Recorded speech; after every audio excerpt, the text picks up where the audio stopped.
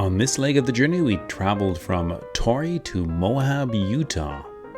The Moab KOA became our base camp for both the ARCHES National Park and Canyonlands National Park. Like so many other times before, our little tiny trailer was dwarfed compared to the other much larger RVs. That night we settled and relaxed, enjoyed a healthy meal, and prepared for tomorrow's adventure in another national park. We're at ARCHES National Park preparing to hike the Devil's Garden Trail.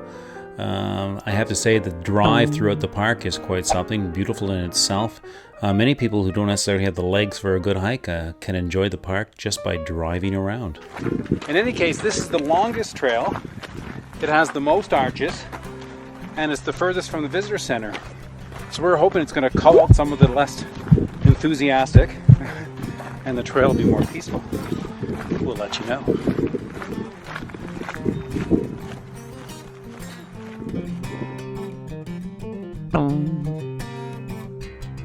Right behind me is Landscape Arch. It looks pretty awesome. Let's see what else is ahead of us. The first 500 meters was relatively easy. The first steep and narrow pitch called out most of the less enthusiastic.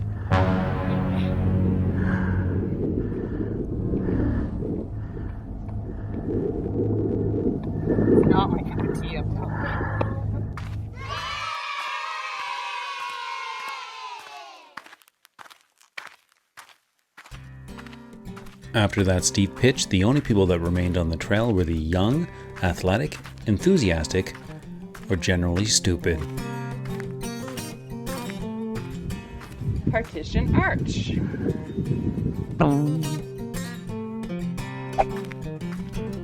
Of the nearly 2,000 arches found in ARCHES National Park, about a dozen of them are found in the Devil's Garden Trail. This is the Navajo Arch.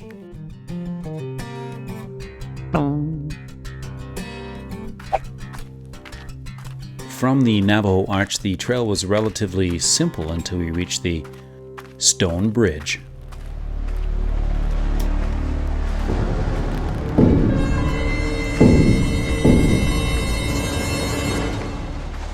If you look over my right shoulder, you're going to see the Black Arch. It's way over there, so really not much to see from here.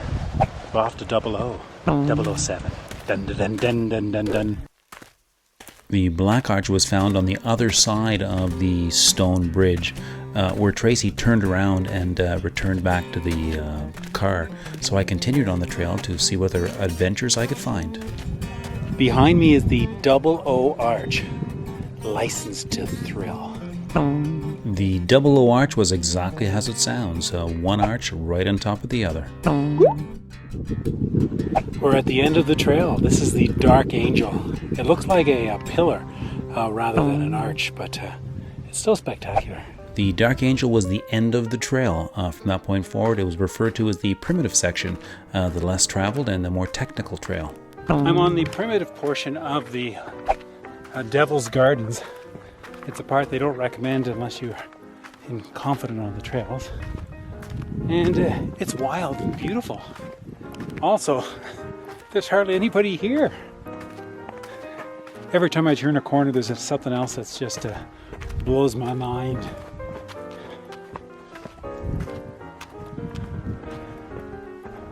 You'll never guess who I found on the trail. I found my good wife, Tracy.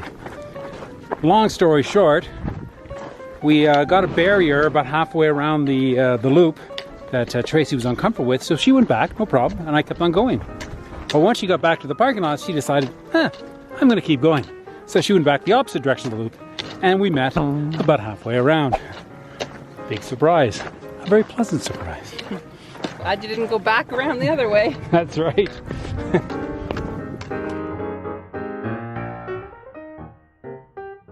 This leg of the adventure took us from Capitol Reef National Park to Moab, which was a base camp for ARCHES National Park.